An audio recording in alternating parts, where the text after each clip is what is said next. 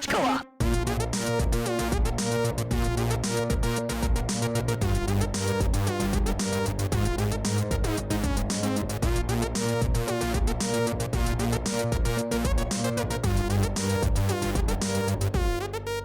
Couch Co-op.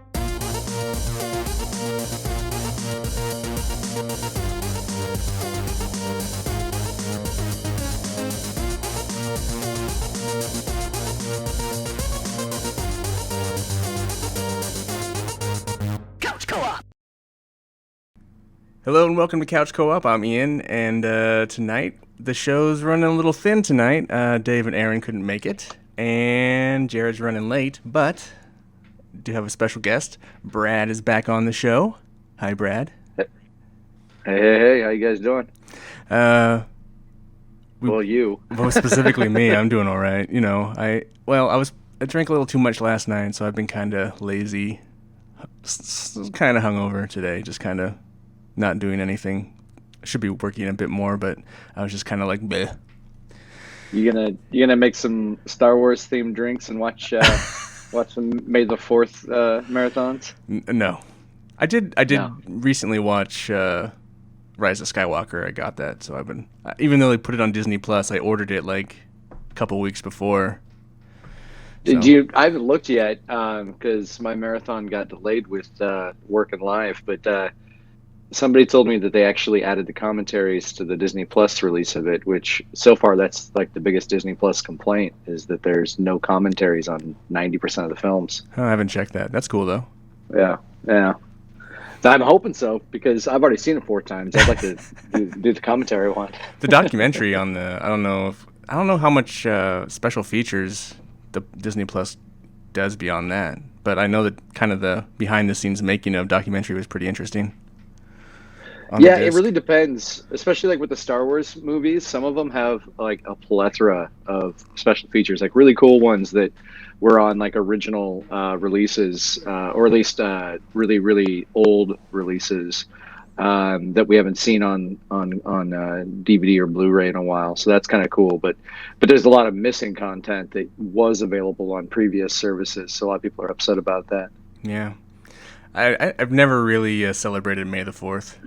Honestly, it was never. I mean, as a huge Star Wars nut, but I just never like. What I don't know. What's the point? It's silly. More of a Taco Tuesday kind of guy. Sure. I did have tacos. No, I had tacos yesterday. Anyway. But we didn't have you on. We're not having you on the game show to talk about Star Wars. We're having you to talk about Final Fantasy VII Remake. Yeah. Yeah, and you're the only guy that, so far we know, has played it. So.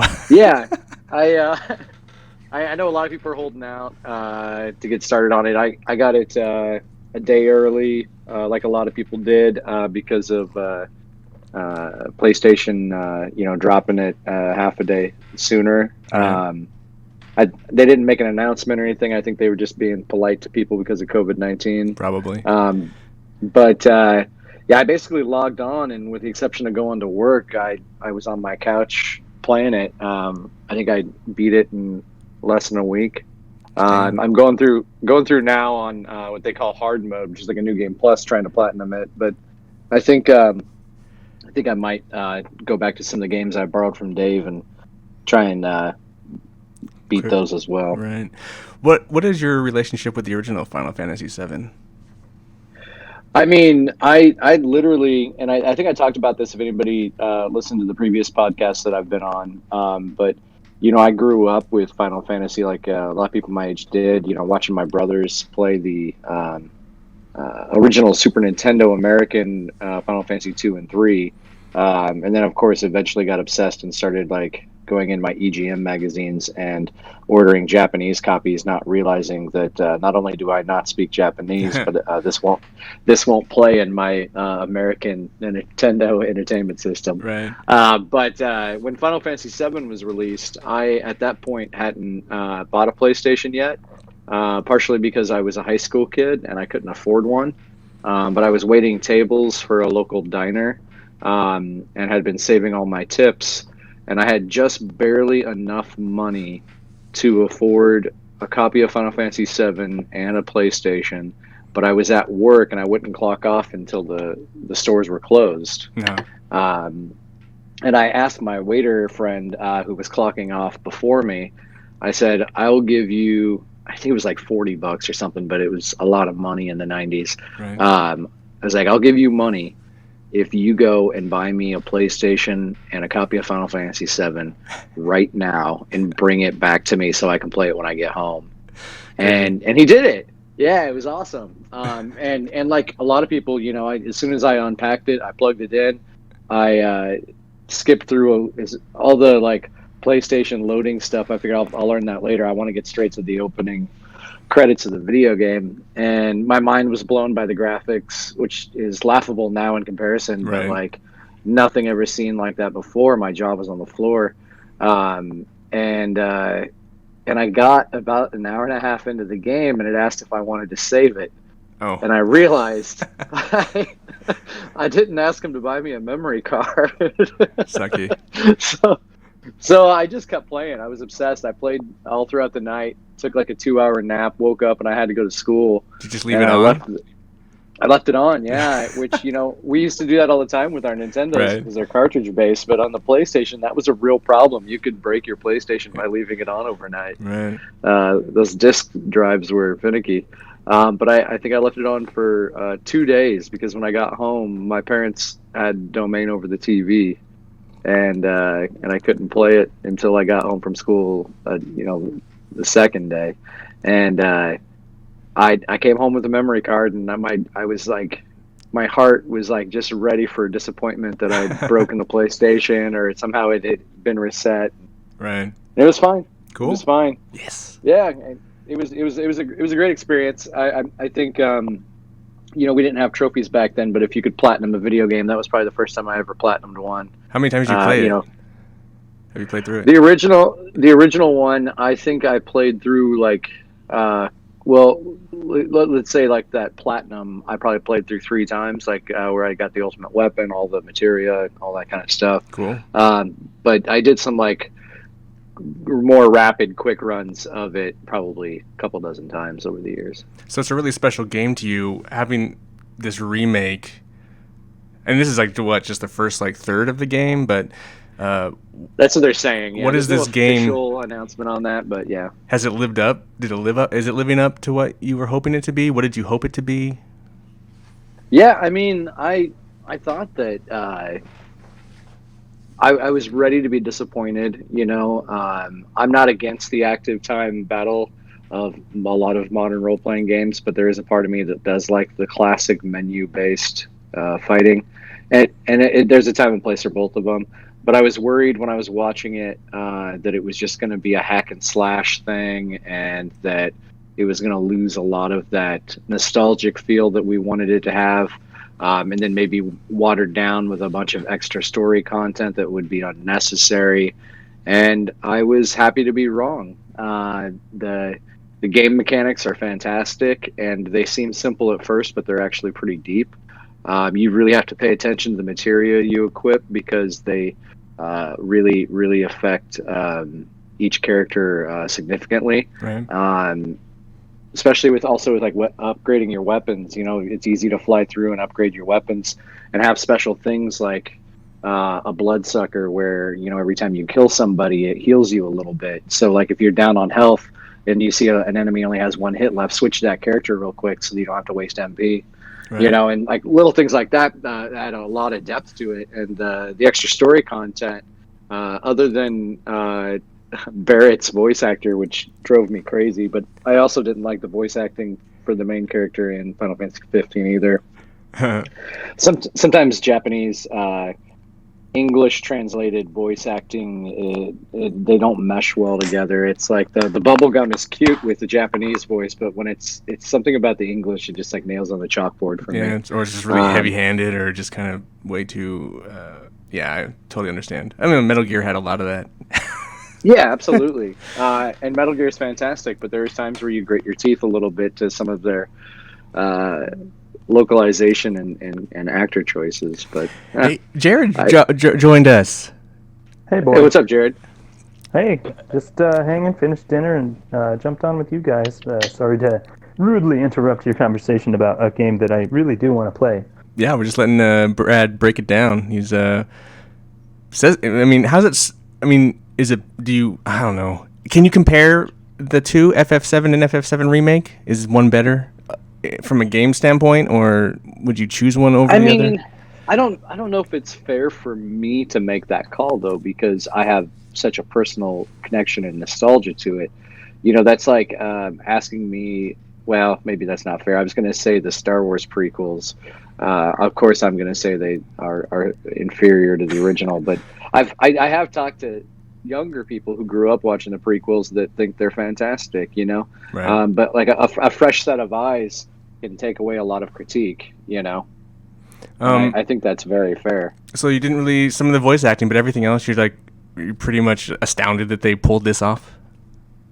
Yeah, I mean, honestly, I was waiting to be disappointed. I knew it would be a good time, but they did a wonderful job of tapping into the new while respecting the old. Which people they always say that line, but they always try to do it supposedly. But it's very rare that somebody pulls it off. I So mean, go ahead. go ahead. No, no, finish your thought. I was going to go on to just saying is like, I mean, everything was really well done about it. I mean, the graphics are great, the gameplay's great, the music and soundtrack are fantastic. The materia and weapon upgrading is really well done. I did have some minor complaints on a couple of those, and I mentioned this in the group. You know, like how the enemy skill materia has only 4 enemy skills in the whole game, so it seemed kind of like an afterthought that was added to the game or something. They didn't feel like, you know, like making it an even, I don't know, 10 or something. Yeah. And the steel materia is pretty much pointless in the game, except for, and I'll leave it spoiler free, but like one rare item in a boss fight you can steal in the game is the only reason to ever use it. But those are very minor complaints compared to the overall picture of it, you know? Yeah, that's great. Yeah. I do have a question about how deep you really dove into the battle system. Did you just kind of hack and slash, or did you actually take your time to really dive into that battle system? Because it's been updated quite a bit, but you can still do like turn-based kind of stuff. Kind of. You know, we touched on it very, very briefly right before you logged on. But I was actually very pleasantly surprised at how deep it is. They do have quick action menus. You can hold down one of the triggers and press one of the circle, square, triangle, X to have your favorite moves queued up. Especially like good to have like a healing spell or a potion or something on there. I mean, maybe your most powerful move. But you can when you click on your menu button, like if you were playing a classic RPG. It slows down time. It doesn't stop it, but it slows it down pretty significantly. So you still feel the tension of the music, and you do see the movement that gives you this feeling of I need to hurry Yeah. and select this and keep it going. And I think that gives it a really good job. I mean, pretty typical things like locking on to a target makes sure that the chaos of like taking on a lot of enemies and having 3 playable characters at the same time keep focused. But they obviously had that kind of like those basic mechanics locked in from previous games like Final Fantasy 14 and so on. How are they? But How are they building out the game? Like, I mean, obviously this is like 3 chapters, but like with the game's like what 40 hours long. So how did they actually? What do they do? Are they adding story or I think you can speed run it in like 30 hours probably. still a lot? I mean that's a guess I made, but still I know. It's there is a lot of added content. Like the main overarching story is the same, the world is the same, but imagine like a microscope going down on it. So like the world's the same, but now you can go down every single alley and go in a bunch of the shops and interact with the citizens. And then each of those citizens may have a little side story that you can choose to be involved in. And then also a lot of the characters that were B characters in the Midgar section of the original game, they have more character development. You know, like in this version of the game, when you're in the motorcycle segment of it, you know, you're riding with Biggs and Wedge and Jesse, and they actually have some very deep story elements in this that are important to not just be added content, but to give you character development for Cloud as well. Cool. And it doesn't make him as flat of a character as he often has been portrayed. As much as we love Cloud for being cool, he falls into that kind of Ronin classic Japanese character that doesn't care about anything but secretly does. Right. Then my other question was, that's important. My other question was, did it end in a place you expected it to end, or were there things that surprised you on how they wrapped up that first chapter, without spoiling, obviously? Yeah, a little bit of both. There were some characters I thought that I would get more interaction with in the game than I did, but I think the newspapers, softly spoiled that this is the Midgar section of the game. So we knew that if you see your character leave Midgar, then you're probably at the ending credits. Right. There is some extra stuff near the end of the game that kind of leads you on to the next chapter, where you can see like maybe potential characters, the playable characters for chapter 2, and where the story is going to go from there. And they changed some things, and I'll leave that spoiler free too, but like some of the really iconic things in Final Fantasy VII, when they're in the district with the Coliseum and casino and all that, there's that date thing, and if you do certain things, you go on a date with a different person, right? That's the original thing. And there's a lot of elements to those like iconic stories that are still there, but they've made them kind of a slightly different angle for it. And I think so far everybody seems to be pretty pleased with the changes they made. Cool. Yeah, I'm just super curious how they're going to connect all the dots. Like the save files from the past chapters, are those going to carry forward with things you did? I'm wondering that level too. up and that kind of stuff, the material you have. I think there's elements of this game that make me think that some of it's going to be transferable. Obviously, I don't think you're going to... I mean, there's a level cap, so I don't know if you're going to be able to transfer as level 50. Especially if there's a third one, because then when are they going to make the level cap in chapter 2, so that aren't going into chapter 3 at level 100, They're really good also in this game of like enemy scaling. So there are parts in the game where you can go back and enemies are super easy, but typically you don't feel like the need to level grind in this game unless you're trying to platinum it. And there's not a lot of opportunity to grind. There's actually only a couple of places in the game where you can like get freedom to roam around enough where you could go back to places you went and kill enemies for level grinding. But you never feel the urge to do it other than your normal tendencies of like, I'm playing an RPG game. When do I get to level up all my stuff by just running around in a circle? And so I think they don't want you to be level 99 when this game is over. Obviously they don't, because they put a level cap in it, but I think that like I mentioned, the enemy skill material only has 4 enemy skills, so that makes me wonder if maybe I'll get to keep everything, but maybe if I keep the enemy skill materia in chapter 2, it'll have the 4 skills that I already learned when I start the game. Hopefully. So is this a game of the year material, you think? I mean, I think it's up there. I don't think I'm a worthy judge, just because of I need to play more games before I can make that rule. But right out of the gate, this is definitely the biggest game of 2020 so far, in my opinion. But we're not even halfway through the year, and COVID-19 has pushed back a lot of releases. And obviously, we know that there's a plethora of games coming out in July, and then also at Christmas time. Right. Well, I played the demo for FF7 Remake, and I've never been the turn-based original FF. I never played that, but I am really interested and curious to play this game, and I just, I'll wait on it for a little while. But I'm excited. I'll leave it alone. A lot of people who've played the original know about this, but just for you, there is a nightclub scene that I think you're going to get a real kick out of. Cool. I've seen all the dance competition stuff and the sit-ups, or there's like all these weird mini games. Oh yeah, exercise. Some of the mini games I didn't. I mean, luckily you can just kind of like there's 3 opportunities or something like that. There's a few opportunities where you can go to the gym and challenge the meatheads in the gym to squats and pull-ups and things like that. And they're just simple, like Papa the Rappa, kind of like Right. press the buttons in the right order, and if you screw up the rhythm, you fail.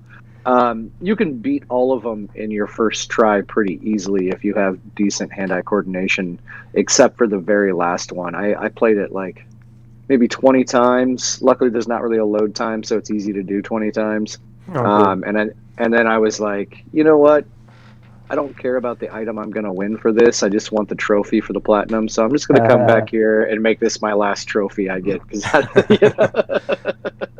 So I wanted to. I'm looking at speedrun.com, which isn't. I don't think it's an official entity of speedruns or anything like that. But the highest person that submitted, or I guess the lowest time that submitted it, was first place. Is 8 hours 5 minutes 55 seconds. Jeez. Jesus. Any Well, you know what? percent. You know what? I didn't when I said 30 hours. I didn't think about is you can hold down the triangle button to skip all the cinemas. cinema stuff. Oh Yeah.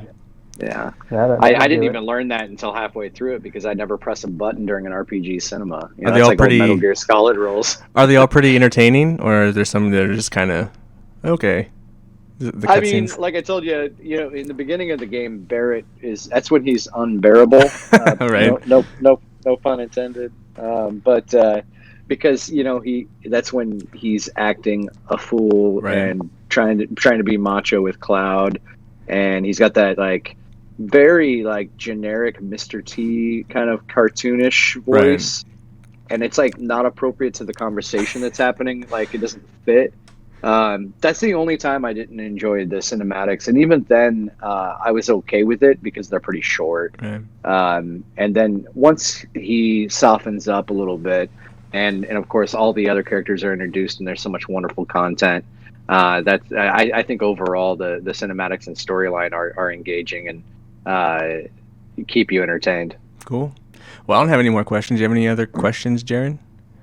No, I just wanted to say I'm glad I can wait until the price goes way down to buy this one because it'll be a while before we get part 2. So This I'm is not true. in a big rush to play it.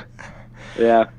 Well, one thing that's good to know, like all Final Fantasy games, there are technically missable items here and there, especially like a couple of like I wouldn't say important, but like very key materials and things like that. Yeah. But the wonderful thing is if you don't feel like missing out on being distracted by the grind, and you just want to enjoy the story, that when you do beat the game, even if you don't want to do hard mode, you can go back and replay all the chapters individually, and it's pretty cool. They have a menu that you can click on in your system settings, and it tells you basically a chart of how to get a platinum. It tells you all the things that you've experienced, all the missions, side missions that you completed.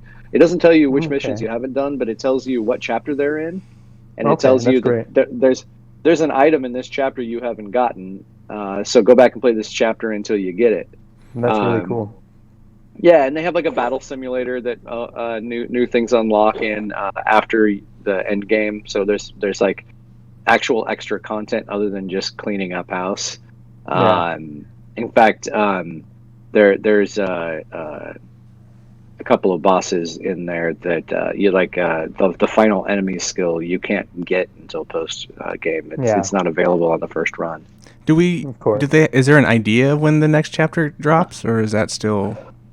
Nope. I don't think there's been an official statement. Some people I hear people like making numbers up. It seems some people say 1 year, some people say 2. I think with the coronavirus, I take everything with a grain of salt. Right. Even if they're not direct, this project isn't directly, maybe they're almost done and they don't need to go to the office to work on it. Maybe they're not directly affected. The marketing team is looking at everything right now and delaying so that they can space out the Square Enix releases. They don't want a Lara Croft game to come out the same month as a Final Fantasy game because they do have crossover demographic. Yeah. Cool. So, in the Discord chat, you mentioned that they kind of botched up the summons. Yeah, What can you say about that? I don't know if it's a botched up thing, but I think growing up as a kid, when you got a summoner on your Final Fantasy team or on your JRPG team, you always got really excited. That person always needed to be protected. It seemed, they didn't have the best. Mm-hmm. They had some magic usually. Maybe it was good, maybe it wasn't. Their attacks and their armor sucked usually. But the second that they got their summon charged up and they released it, every enemy on the battlefield was decimated.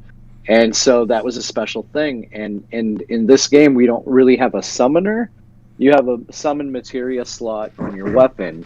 And just like everything else, it can have effects on your stats sometimes and things like that. They're already leveled up, so there's no purpose to level up that materia. It's attached. And so I from what I understand, the algorithm of having a summon produce itself is almost all the summons take 1 ATB bar. So you charge up. There's no MP cost at all. You charge that up, and when the summon tells you that it's ready, from what I understand is damage you've taken and time that the battle has lasted. So if you're in a really long fight, it's gonna show up eventually, probably 9 out of 10 times. That's good. But I mean, that's the times that you probably want to use it is in a boss fight or a difficult fight. So I mean there is a lot of sense into it. I wouldn't say it's screwed up, but I think that if you spend an entire game collecting these summons, and I can honestly say there's probably at least one summon that I never actually summoned. You know what I mean? Yeah, because it wasn't like Final Fantasy 15. It was just random. There was no way you could pick anything. Yeah, and it's kind of random in this too. You can pick which summon is equipped, but then if you have 3 characters, that means you have 3 summon potentially. But sometimes the summon meter would show up, and I could choose from any 3 of those characters to call a summon. And sometimes I could only choose 1 or 2 of the characters' summons that were attached, and the other summon would be like, no, he's not showing up for this one. There is some algorithm in there. I know that obviously if one summon like Leviathan takes 2 ATB bars, whereas Ifrit and Shiva take 1, so that would be the reason why you couldn't summon Leviathan. But it appeared to me, and again, I didn't go and dive through the YouTubes to like research it, but it was less convenient than I wanted it to be. I'm not saying it was a flaw in the game or they screwed it up. It just wasn't the way I wanted it to be. I would like to, even if it means cost of MP, be able to pull out a summon whenever I feel like it. And whether it's the Final Fantasy X version where they hang out with you for a while, like in Final Fantasy VII Remake, they do hang out with you and you can use your ATB to have them spend moves. Or if it's just a one-time thing where they pop out, do a super powerful move, and then say sayonara. Yeah. Well, in the original Final Fantasy VII, of course, like some of the craziest moments were the summons that you got. So I'm curious if they're going to try and replicate any of that stuff, like Bahamut and Knights of the Round or anything like that. If they're going to bring any of that back, everybody's asking about Knights of the Round, and I always tell people, like, obviously I don't know the answer, but if they're going to give us that, it's going to be in Chapter 3. Yeah, you're not getting that shit in Chapter 1. No. I'm super curious about that stuff though. Like, are they even going to bring it forward? Well, and you could get the HP break materia to attach to it. So instead of doing 999 damage 13 times, it would do like 100,000 damage like 13 times. Yeah. Epic. Yeah, that's great. I'm just used to 999. Yeah. Cool. I miss it, and they do have like an Ultima weapon type of enemy inside one of the chapters that you can fight. So there's a really really fun challenge there if you think you've got everything else done.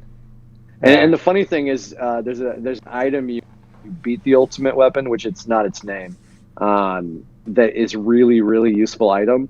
But it's like in a lot of these games when you get that ultimate weapon, and then you don't want to play anymore because I just beat the toughest thing in the game. Yeah. It's funny. Well, Brad, we've been talking for a half hour already, and I know we're keeping you awake. You have your bedtime. Yeah. But if you want to, thank you for talking about Final Fantasy. And, Absolutely. Thanks for having me on. Yeah. If before you take off, if you have any like kind of couch co-optional thing you want to recommend us check out, TV or book or a drink or something. Well, I'll start off with I'm watching the Michael Jordan documentary Last Dance. Oh, it's That's so good. actually a really good time. And one thing I always have to recommend when I talk to my friends about it this week is that I didn't realize this until I was 3 episodes in, but when you go to the ESPN app or on demand, there's 2 they versions. have a TV. Yeah. Yeah, there's a TV 14 version. So like I was getting the dubbed out. Yeah. I get to episode 4 and I click on the mature one and they're saying the F word every yeah. 5 minutes and talking about doing cocaine, and I'm like, oh, this is a way better show. Did you go back and watch the other episodes? No, I didn't backtrack. I know the story. I lived through it, you know. It is funny to living through that time, because I was really big into basketball then, so I was following all that stuff, and that was a whole different time. It's just like it's kind of like so nostalgic to like see all that stuff again. I mean, I remember watching that game. Yeah, I remember it too. And as any Blazers fan, it's always a sore subject to watch these kinds of things because Jordan really rips on Drexler. Holy cow. Yeah, I mean that's really like the majority of it though is when they met us in the '92 finals. They talk about the Blazers and then the announcers in the video flashback say, you know, the 2 best teams are meeting. So they mentioned Drexler, they mentioned the 2 best teams. One of them's Portland, and then they do a montage that the only time of all of the 6 rings they won so far I've seen almost every episode. They show a fight. They show 2 teams going battling and how close it got at certain points, and when Michael maybe struggled for a moment, or the other team started surging to fight back. The Portland Trailblazers won. It looks like they swept us. They sell it like they beat the shit out of the Portland Trailblazers. Right. And if you look at it, or if you remember, some of us do, is that we took them to 6 games. Yeah, we did. Yeah, I remember that. And we were literally 2 shots away from beating them and going to Game 7. In fact, one of the guys goes for a 3-pointer at the last 5 seconds, and just it bounces right off the rim, unfortunately. But I always wonder if like Kevin Durant's always said he's got a chip on his shoulder because we didn't pick him in the draft. If Jordan's got a chip on his shoulder for the Trailblazers because they skipped on him too.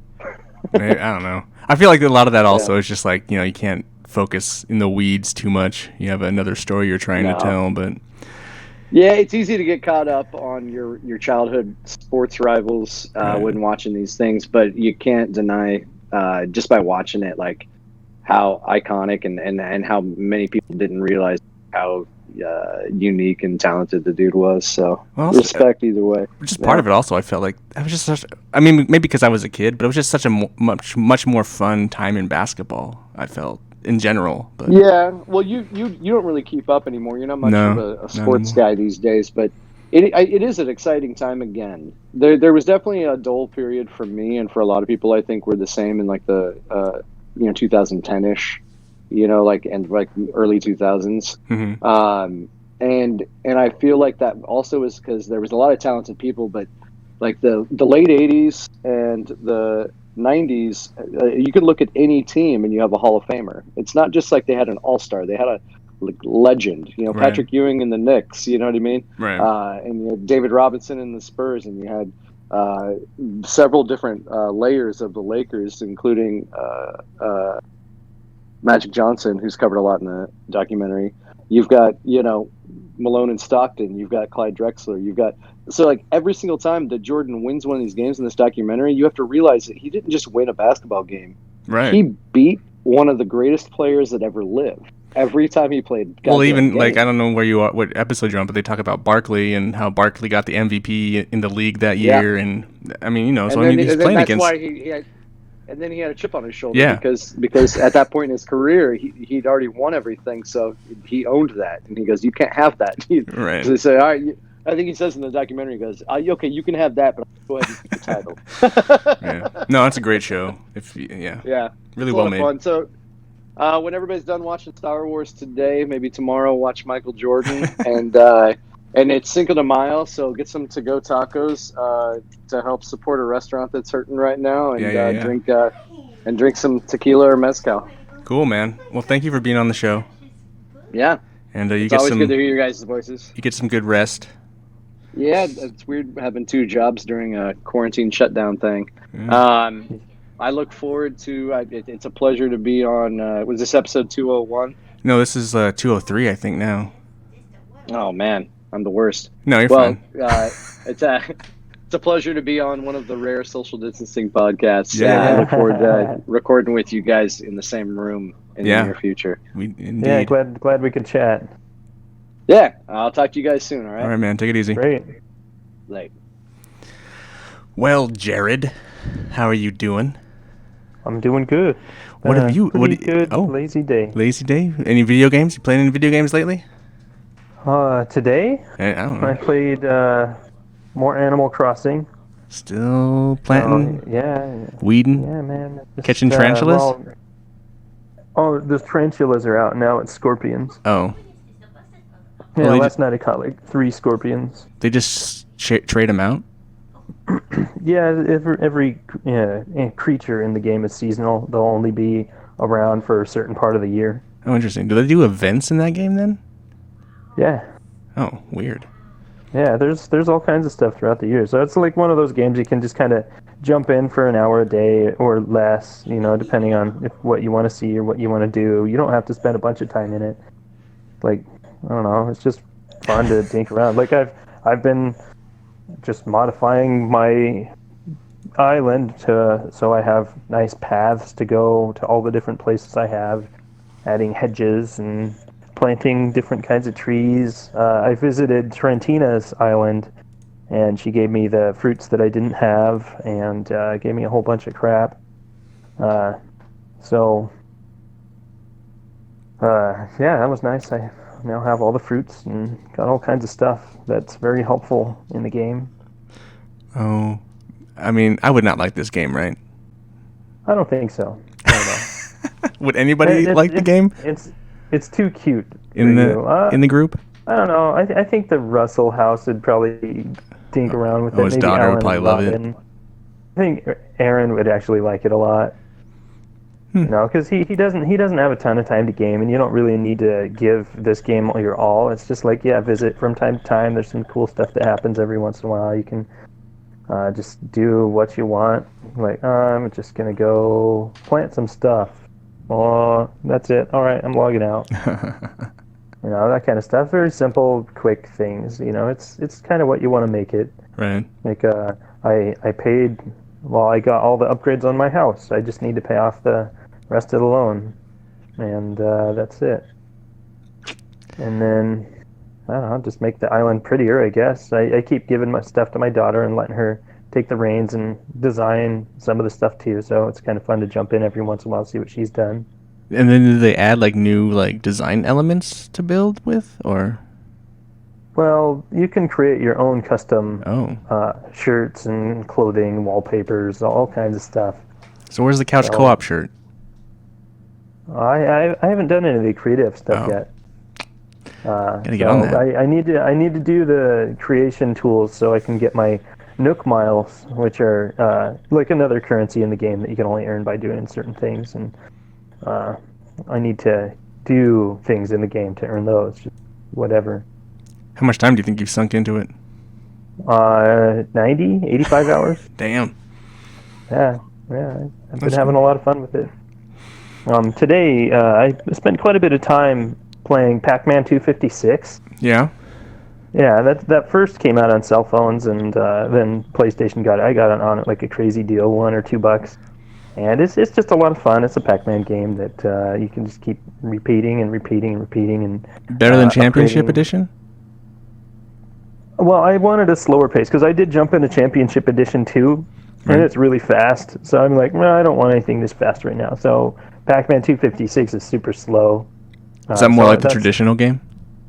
Yeah, a lot more like that. It's at a bird's eye view perspective, so it's like at an angle, and the kill screen is chasing you, so you have to keep going Okay. down Oh, a path interesting. pretty much. Gotcha. And there's a whole bunch of different ghosts. A lot of them, I think, were probably introduced in Pac-Man's Championship Edition, because there's like ghosts that when they see you, they go in a straight line faster than you can walk. So you have to go for those. And there's some that wake up when you get close to them, and they'll chase exactly where you're going and eventually fall back asleep. There's some that follow just a specific path. Some that actually just kind of chase you and really suck. Yeah, so I mean, there's a large variety, and it's pretty challenging. So it takes a while to upgrade and unlock powers, because you can actually get power-ups in the game. You can equip like 3 different ones to use in the game, and it'll throw random ones every once in a while. But they're really cool ones. Like you can shoot like a laser beam and kill the ghosts that way. There's bomb, where if they hit you, you blow up, or if the fuse detonates, it blows up this whole area of ghosts or whatever. And there's a lot of tactics you can use in it. It's a ton of fun. It's worth every penny. It's super cheap. I think it's free to play on cell phones.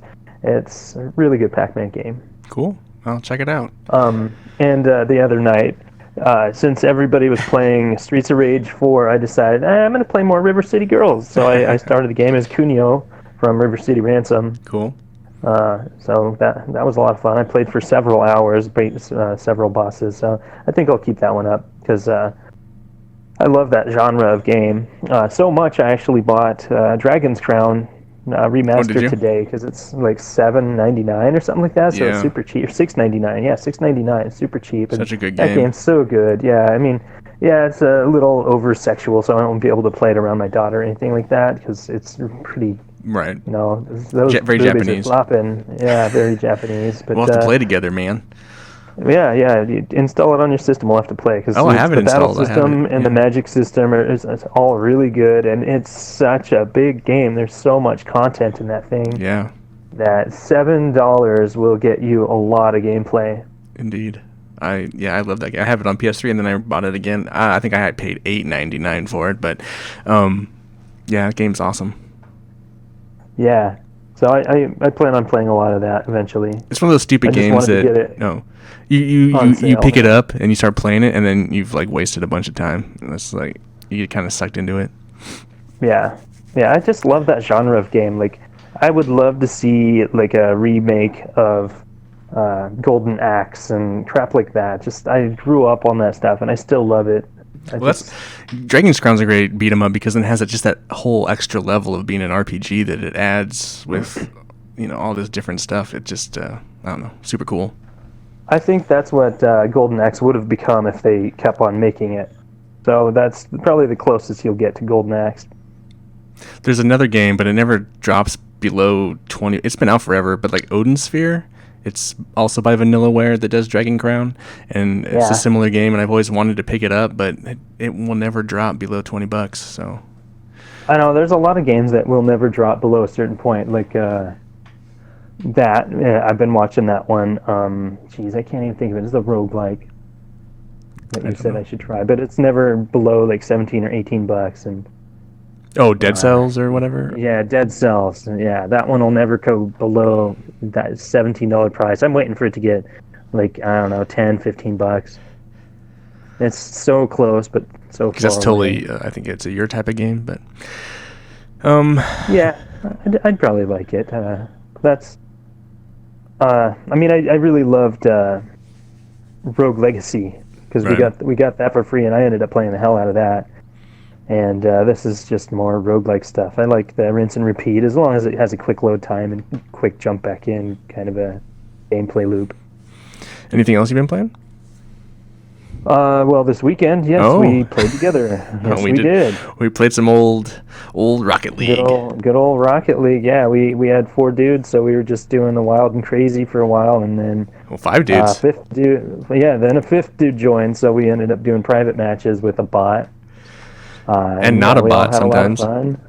yeah, and sometimes, but Rocket League is still one of the greatest games on the PlayStation or Switch or PC or Xbox One or whatever the hell else it's on. And then Ryan and I a smooth game. Convinced you and Dave to play some Fortnite, and then we did back-to-back victory royales with you guys. Yeah, we got two of them in the same night, and the third game what did we get in the third game? Oh, I don't remember. I just know we didn't won do so two in a hot. row with the four of us, which was pretty cool. Yeah, what are the odds of that? It was nuts. That was a good time. Ryan's birthday. Happy birthday Yeah. again, Ryan. Yeah, that was awesome. Happy birthday, Ryan. And Hit the big old 4-0, man, 44 to yeah, 40. yeah. He caught up to me. But yeah, that was a yeah. crazy night. We played for a long time. Yeah, it was great. But I think after we were done BSing, I think I finally crashed at 4? Oh, really? 3:34, something like that. I went to bed That right away. I was pretty late. tired.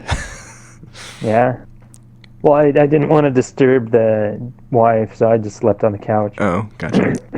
Yeah. My wife was still up watching TV in bed. I wouldn't doubt that, yeah. Bryn's a night owl. And then I've been playing I bought a bunch of other games randomly last night. I bought Gundam Versus. Oh, okay. Why not? Mech robots. We'll check that out. See what that's like. I've played a couple rounds. It's kind of crazy and fun. These are all like skim, like play a couple hours. I haven't like deep dived really. Well, I've always liked the design of the Gundams. Yeah, it's super I cool. think they're pretty cool. It's fun. Yeah. It's a lot of Gundams to choose from, and just a huge game. Mostly online. There's some single player stuff, but there's not a lot of people playing online, so it takes a while to load sometimes. I believe it. But it's fun. And then I bought Everspace, flying around shooting things. That was like $8. Okay, I thought Everspace was one of the free ones a while back, but maybe not. I don't think so. And then I bought Yoku's Adventure Island again for PS4 and just playing it. What's the sale on that? That was like $6. Yeah, it's such a great game. Anybody that has any means of getting Yoku's Island Express, that's on like every system now. I think so, yeah. It's a must buy. It's such a great game. I went through that. I mean, I didn't do all the collectibles and all that stuff. I didn't do everything in it because if you decide to go through it again, just don't forget on the pinball sections that you need to like master each table in a certain way and unlock. I think there's lights or something like that inside. Once you unlock all those, right, you get there's one for each of them. So that's part of getting the trophies in the game. And then today I beat Streets of Rage 4 for my first playthrough. Yeah. I'll probably play it a bunch more because there's a bunch of trophies I can probably get, but it's a super cool game. Yeah, it looks really good. I watched a couple of videos on it. It looks super good. I love the art style they picked for it. Yeah, I mean, it's all hand-drawn, and it's, the music's really good, and just the fight mechanics are strong. Like, it's just a lot of fun. So yeah, I'll play some more of that. Keep playing it. I'll have to have you share play with me sometime. Yeah, I've thought of buying it. I mean, it's on sale on both. Well, barely. pretty It's much like all systems for 10% off. Yeah. Yeah, it's not a lot, but yeah, more than I need to spend on it. I mean, I have so many other games like it that I still want to play through. right. But that's what I've been playing. I haven't played a Streets of Rage game since the Genesis. I haven't played any of the. I think I've only surfacely. I might have one, but I don't think I've really ever put any time into it. But it's definitely a nostalgic feeling when you're playing that game, and it's just it's the train level or it's the elevator level, and it just takes you back to being a kid playing like Ninja Turtles or. Well, I just remember from Streets of Rage playing as the dude with the rollerblades going real fast. Yeah. Is there a character like that in it? Super fast roller. I mean, I've only played as one character. Streets of Rage? Yeah. Maybe I don't remember that character, but I only played as one character through the story because there's a trophy if you play through the entire like story mode with a single character. So I'll pick a different character and then go through it again. And anyway. Yeah, right now on River City Girls, I'm working on. There's a trophy for beating it with a secret character, which I'm using Kunio. He's the blue one in River City Ransom, or white. Yeah, white with blue jeans, and beating it on hard. So I'm working on it on hard. Yeah, I don't know if I could. So far, that's going pretty good. It also does a thing like it allows you to do like I don't know if River City does it, but so like if you're having a hard time level, it'll let you add like modifiers at a cost to the points you earn at the end of the game. So it's kind of cool. So you can have an extra to add life. challenge? Huh? Oh, to give you perks. Yeah, so like you're having a hard time, you can start the level with an extra life, but it No. did stop. It like deducts like a percentage of points and stuff. Anyway. Interesting. No, but it has like accessories that you can equip, like 5% extra damage to male Oh, enemies, 5% damage to female ones, and that's cool. little perks like that. But you can only you install like 2 of them, I think. That's cool. And one of them is like there's one guy that always gives you missions. So if you wear that, which I think is like lipstick or something like that, it's you complete a mission, and the experience you get from that mission will be like doubled or some big bonus to it. So I mean, there's things you got to watch out for if you're playing through River City Girls, just so you can get extra points, or if you're fighting a boss, you really want to do that extra damage, just pick the right accessory or whatever. But it's always been in that kind of game. What I miss from the original game is like every time you ate food, you got big old bonuses to like your dexterity, your strength, all that stuff, like permanent stat bonuses. All right. But it doesn't do that in this game. You only get those permanent stat bonuses if you level up. Okay. So you can't just go and earn money, grind money, and like that's what I always did when I first started River City Ransom, because I played through that game so many times as a kid. I'd go to this one area where guys drop tons of money and just upgrade my character all the way and eat all the foods that boosted my stats. And you can't do that in this one anymore, because after a while, like enemies won't even give you experience points if you stay around too long. Okay. So yeah, it's something to work with. I still need to max my level. Beat 'em ups. Yeah, I love beat 'em ups. Now we're Ninja Turtles just one. we're expecting the announcement of Capcom making a new Final Fight, right, and a new Turtles game, and that won't happen because that was Konami did that, right? Oh yeah, Konami can go to hell. I'm sure they won't do anything. There's probably a pachinko machine for it. Probably. Well, I guess I don't even know who has the Turtles license now. So it was like Activision. I don't know. I wish. I don't know. I bet people are trying and begging Konami to make games so they can actually use the licenses. I wonder how that process is going. They're so guarded. Such a company that protects the shit out of their IPs that I don't know if new games will ever really come out unless they do it. Yeah, but I think Turtles is something that could happen, because I think the last Turtles game was that Activision game by Platinum that didn't do so well. Oh yeah, I forgot about that. But I'm thinking Konami. The last game that came out of theirs was Contra Hard Corps, that really dumb looking Contra game. Yeah. Like I don't know who made that. Was that a Konami? That was a Konami game. They made that? Oh man. Well, they published it for sure because it's their license. I don't know who actually, if they actively developed it. I'd have to search. Well, while you're talking, I'll take a look. Yeah, no, that game looked like garbage when they showed it, and it has really low rating, and it was kind of that. Yeah, I don't know, man. But I think, well, didn't they release a couple collections too, though, at the same time, like the Castlevania collection and another? Yeah, they have. And a Contra collection. The collections. So I mean, they release things very slowly and very once in a while. Rogue Corps. Developers Toy Logic, Konami Digital Entertainment. Oh, so they did do a little bit. Yeah, I guess. Very little. But, let's see. Steam has a 5 out of 10. Metacritic is a 42%. It's better than some games. That's like 42. I mean, Fallout 76 was 46, I think. Yeah. No. I'll never play it. I was never a huge Contra fan. Oh, I always loved Contra. Big fan, yeah. I mean, I played all the NES ones, Super NES ones. I played the PS2 one. What was that one? Was that... There's a couple of them. There was that side-scrolling one, and then there was that weird perspective one. Yeah, I don't know. Yeah, I played quite a few. But it's... Yeah, I like Contra. I'd take more of that, but the Rogue Corps one just looks so goofy. Yeah. That was like they announced that on like a Nintendo Direct or something? Yeah, it was a really weird, out of place kind of a thing.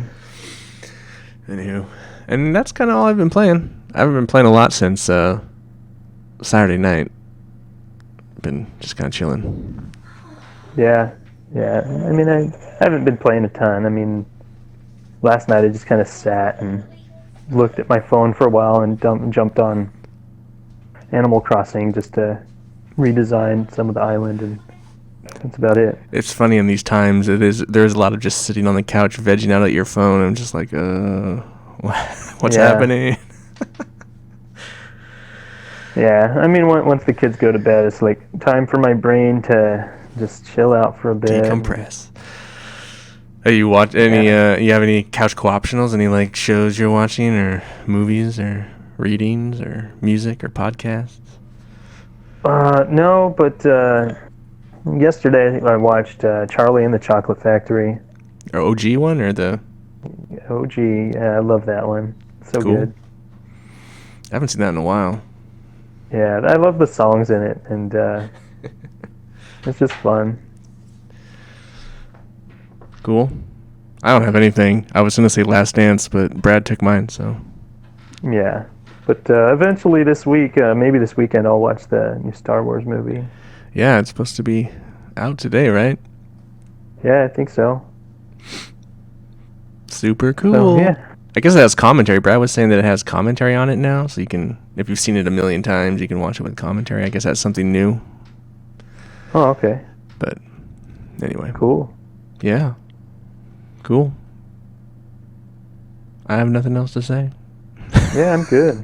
We got an hour. I guess we got another episode in the bank. Hopefully it'll be a popular one. Final Fantasy. Yeah, maybe. Yeah. Well, I'm not going to do all that talking stuff. I'm just going to say thanks for listening to the Couch Co-op. I'm Ian, and thanks, Jared, for being on the couch with me. Yeah, of course. Anytime. And you can find us on social medias. And everyone, take care, be safe, and hopefully all the guys will come back and be with us next week. Yeah, I hope they're doing all right. They had to skip out tonight. Yeah, I'm just too demanding. Ask too much of their time. All right, take it easy, everybody. Bye. Bye.